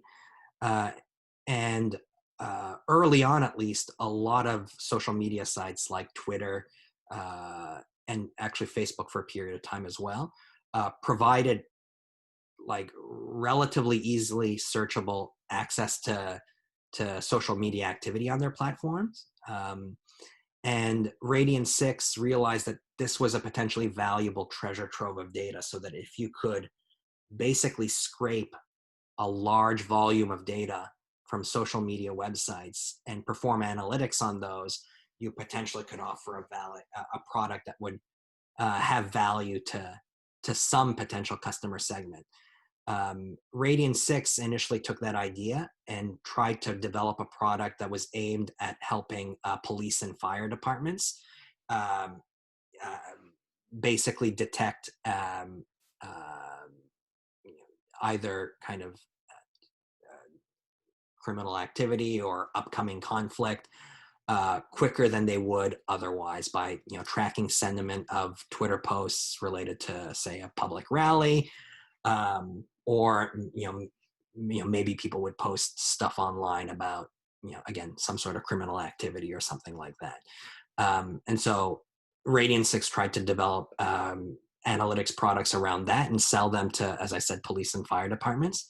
But they, with this initial product, generated essentially no target customer interest. The value proposition of these things weren't very strong. And in addition to that, if you look at kind of government departments in general, they tend to be pretty slow moving. So the adoption cycle, even for something like this, had it offered a strong value proposition, would have been very long as well. And so this initial product didn't generate any customer traction. So all of their KPIs weren't looking good in this particular initial version of their product. Now, Radian 6 realized that they had this insight that social media analytics would be valuable, but they realized that they didn't really have a clue on what the target market should be. And so even while they were developing this product for police and fire departments, they kept an eye out for other potential developments in the market that would help inform them on what other type of customer they should maybe develop analytics products around social media for. And it's actually around this time that we start to see examples of large corporations having public relation problems stemming from negative posts on social media that eventually go viral. And so there were many notable instances of PR disasters for large corporations that stem from the fact that corporations weren't quick to react to negative sentiment on social media. And so what Radian 6 did in response to these external events is they realized, well, we should pivot our product, and instead of trying to develop something that we can market to police and fire departments, we'll try to market something to the public relations teams in large corporations. And so that's what they ended up doing. They also kind of, given the fact that they knew they had to sell this to the PR people within a corporation, it also kind of informed to them that they needed to make the social media analytics very easy to use, right? Because the PR folks within these corporations tended to be, are obviously kind of less technically sophisticated than maybe some other groups within the firm.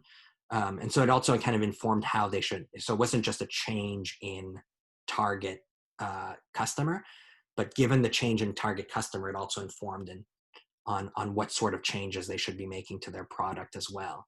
And this pivoted product based off of these external market developments led to something that helped them gain traction a lot more effectively and quickly. So after 1 year, they had 10 large enterprise customers. 10 enterprise customers in a year for a company selling to enterprise is actually quite successful. Within 2 years, they had 300 customers. And then within 3 years, they had 1,000 customers. 5 years after their pivot, they got acquired by Salesforce for $325 million, which is that's US million dollars, which is a large exit, especially at the time for a Canadian startup. But what I want to highlight here is, since Radian 6 wasn't sure what their target market should be, even as they were launching their MVP, they kept track of external market developments to try to inform on whether they should be making changes to their to who they were targeting their product to.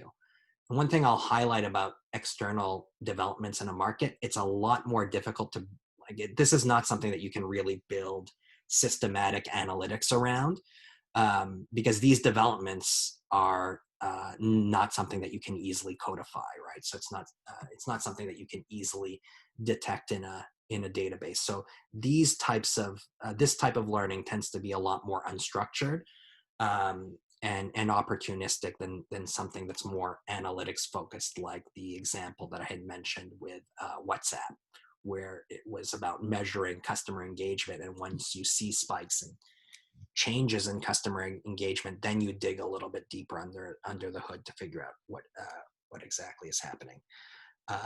So, all right. So this kind of summarizes the examples I wanted to mention for types of learning.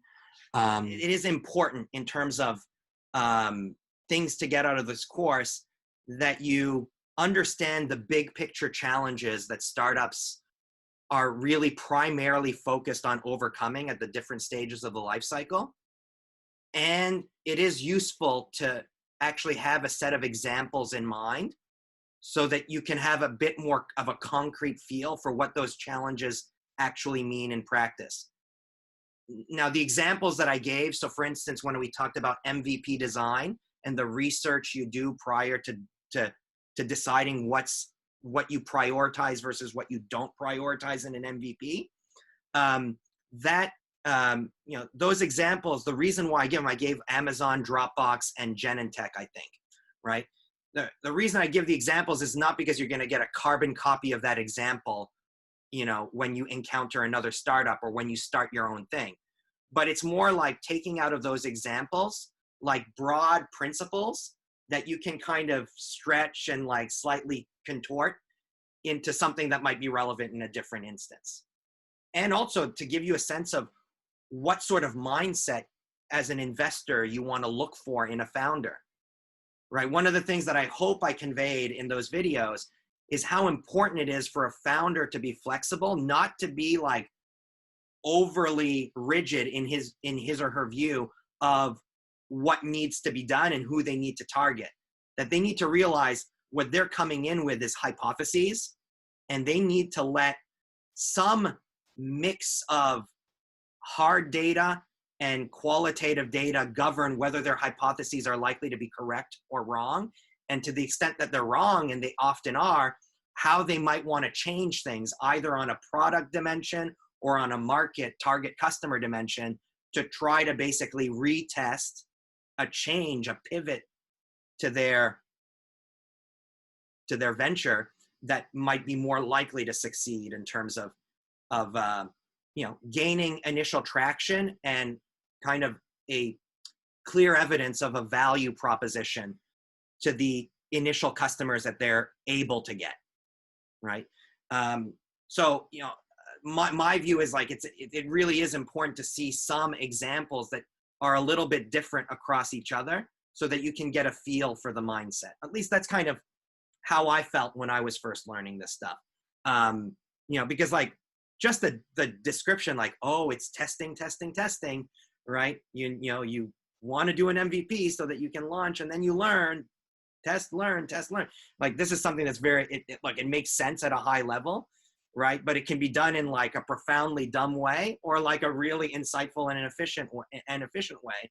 When you're thinking about what you want to learn from the test, you can be learning about nonsense or you can be learning about real meaningful stuff, right? That's the distinction between a good and a bad metric, right? So I find that examples can be really, like, at least for me, they were very helpful to go from like a really simple concept that seems so simple that you almost think it shouldn't be taught, to like realizing like, wow, it's a simple concept that's really, really difficult to execute on well in practice, right? So that's the real objective of the examples that I cover most of the time in this course. So actually one of the things you'll find is like on an exam that I would give you guys, I'm not going to ask you guys on the exam, like, tell me about this example, specifically this subcomponent of this example. I'm never going to ask you guys a question like that, because to me, that's memorization, right? I'm going to ask really more, take a step back, big picture, kind of like, are you really internalizing like the ethos that I hope you draw from these examples? Because I think that's potentially infinitely more valuable. Maybe because I think that just memorizing stuff is valueless. So infinity times zeros could still be zero. But in any case, it's much, much more valuable. So I hope you guys kind of treat the absorption of the examples that I give in that manner. Any questions about this? No? Perfect. So by the way, so I don't have a recording of a fourth example. So in the examples, there's two categories of examples that I did in last week's recording. One was examples related to MVP design and setting up your test. And then the other one was learning from failed launches in a variety of different ways, right? To inform on the pivot you should make to hopefully succeed the next time you try, right? For that latter category of examples that I discussed, in the videos, you have a discussion of, I think, Radian 6, Twitter, WhatsApp, and then there's also the slide that you guys see right now, which is Slack, which started off as a company called Glitch. I actually think that my slide is written in a way that's pretty self-explanatory so that you can read the slide and pretty much get the value that what I would say. So I'm not going to go and cover this here right now. If anyone has specific questions about this example, don't hesitate to shoot me an email or something like that. But this is just meant to be another example. It kind of covers slightly different logical dimensions, but of opportunistic learning and opportunistic pivots, right? Where the first thing you tried is a dud. It's not happening, right? And how do you learn from some aspect of the experience of developing and launching the dud to kind of come up with a new mix of product and market that, you know, hopefully ends up succeeding. And, you know, Slack is a great example because that's a huge just success. Maybe not for public investors who bought into the IPO, but certainly for the VCs and for the founder of the startup, Stuart Butterfield. By the way, Stuart Butterfield is Canadian as well. So probably one of the most prominent Canadian startup founders. He's based in the Bay Area now, of course, but he's a serially successful startup founder. But yeah, the details of this example, I'll just kind of leave to you guys. Again, testing on this stuff, as I said, I wouldn't test you on I wouldn't be like, what's the name of the founder of Slack? You know, right? It's more like the big picture, right? They learned from a failed launch and, you know, and realize that there's different ways that you can learn, right? There are structured ways and there are unstructured ways, right? So you'll notice like there's some stuff that's a little bit more structured, like measuring engagement. You see that in the WhatsApp example. And then there are things where like, there's no way to write as a recipe that you would learn in that manner, right? And so you see a mix of that in terms of the learning. Some stuff that kind of, we could lay it out like you always want to try to learn in this way. But a lot of the most successful pivots are things where like you would have never guessed that someone would have learned that way ahead of time, right? And so that makes it difficult to teach, right? So I'm just hoping like somehow this kind of, the idea of being opportunistic seeps into your ethos just from seeing a few examples. But at the end of the day, if you launch a startup, you end up pivoting and you do so in a successful manner, there'll be some commonality to the examples I mentioned, but there'll be something new. It's going to be a different type of pivot, probably, right? So anyway, probably belaboring the point here, but maybe it helps for me to give this context so that you guys know what you want to be really getting out of these examples. It's not memorization, right? It's about understanding the underlying principle and the manifestation of how you do your initial hypothesis formation and how you link the MVP to those hypotheses in a clean way so that you can learn cheaply and quickly, right? And what are some of the weird ways that you end up learning from failure, right? So hopefully that helps. Another thing that I didn't discuss in the video, but that's logically should strike everyone as being extremely important is, let me just go back to the picture, my little graphical representation of the search for product market fit, right? Prior research, hypothesis, optimally design your test, learn from the test, And from this learning, decide, are you ready to go to the next phase, or do you need to make some changes, right? So a big part of this whole game or this whole process is, when have you achieved product market fit, right? How do you know after a launch that you're ready to go here, right? And I wish I could give you guys a better answer than this, but there's no formula for this, okay? And in fact, practitioners, far more experienced, far more successful than I, make statements about product market fit that seem at odds with each other. So I'm just going to give you guys two quotes. One quote is from a pretty prominent angel fund investor called Ann Miura Ko. So she's one of the two founding partners of Floodgate Ventures. She says, look, the question I often get from founders is, do I have product market fit? And the answer to that is, if you're asking, you don't. Okay, so that's a very helpful answer, right? So that's one perspective. And then you have another, arguably even more prominent person in VC circles, Ben Horowitz, who's the second founder alongside Mark Andreessen, who I quoted in our first lecture, of Andreessen Horowitz. He says, look, here's a myth. It's patently obvious when you have product market fit, right? So you read these two things, you're like, well, wait a second, these two things cannot be true if we want to start getting nerdy about it, right? And like, actually, my view is there's actually some truth to both of those statements. And I think actually the two statements are talking about two different versions of fit. There's like cases where there's really super clear, very fast evidence of product market fit, right? So for instance, if you look at Facebook, right? If you think Facebook, what was their first target market? Their first target market was basically students at Harvard, right? They launch, within 2 weeks, they've got 60% of the students on campus on Facebook, right? Like, that's pretty clear evidence of fit. And then even before they ever start raising funding, right, they go and they launch at 5 other universities, and it's a similar story. They start capturing substantial market share of their target college student demographic very rapidly. That's the, Ann Miura Ko case, where like, it's just obvious fit. And like, so basically I make it fit with a PH, all caps, exclamation mark. There are these cases where you have that type of product market fit, where it's really extremely obvious. You're offering kind of a new product where there wasn't really necessarily a market before, but basically you're growing almost faster than you're capable of growing. That happens sometimes, but to be honest, that's extremely rare. Now, I will say, those are the rare case that probably generate a disproportionate amount of returns, right? So you'd rather find one example of that and have invested a few months earlier than finding 100 examples of more conventional fit, right? But that's one type of fit where you actually see like it's just patently obvious, right?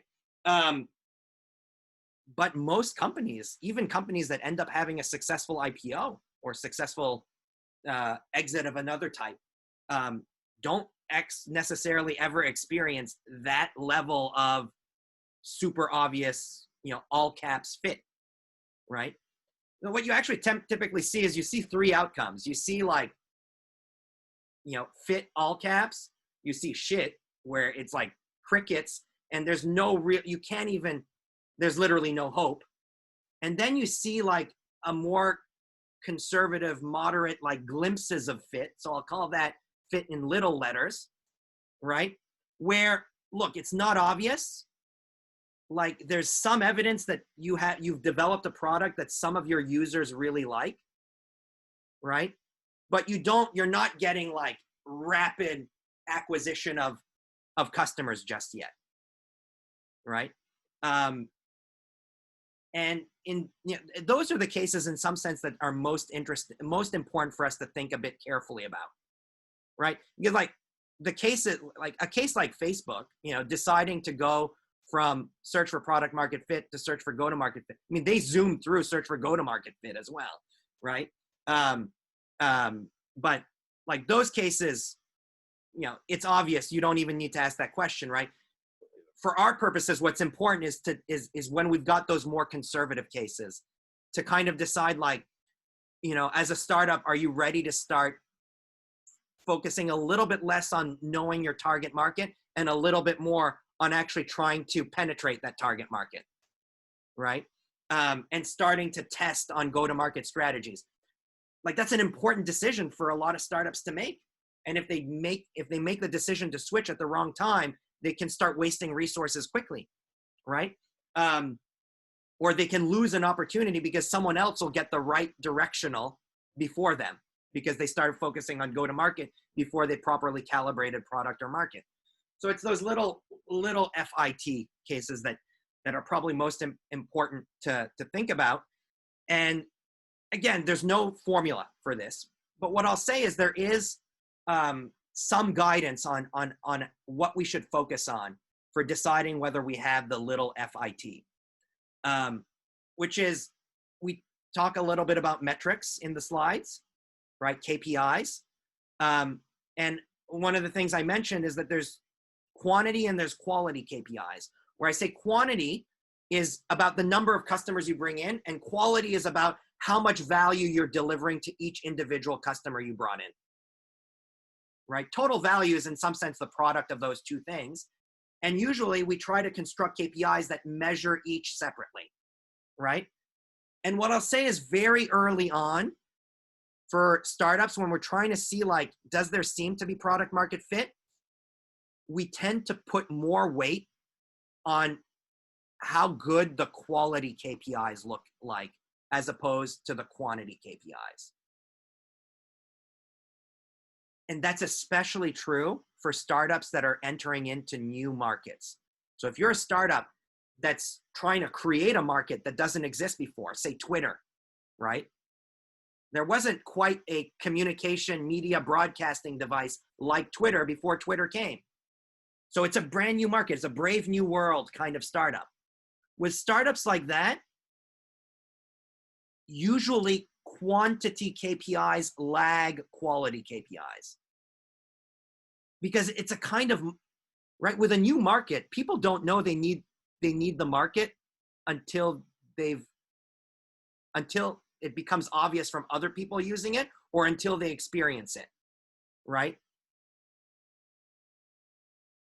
And people take time to start experiencing those things. And so it can take a long time for even an extremely successful company like Twitter. It can take an extended period of time for them to start looking good in terms of, like, user acquisition numbers.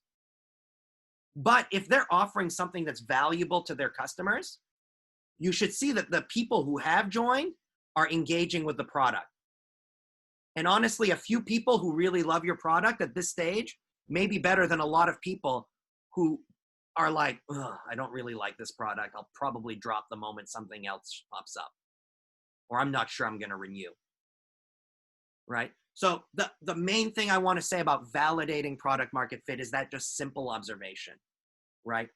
In these kind of more ambiguous cases where you're not amazing on every dimension, getting all the users more rapidly than you can service them, and they're engaging with your product a lot. In the cases where you don't have that real obviousness to it, you want to look at your different metrics, and generally the consensus is you prioritize quality metrics that are measuring how engaged, how much of a value proposition you deliver to your customers, as opposed to you're getting a bunch of customers. Because if you get a bunch of customers that are not engaged, they're probably not going to be generating value for you in the long run.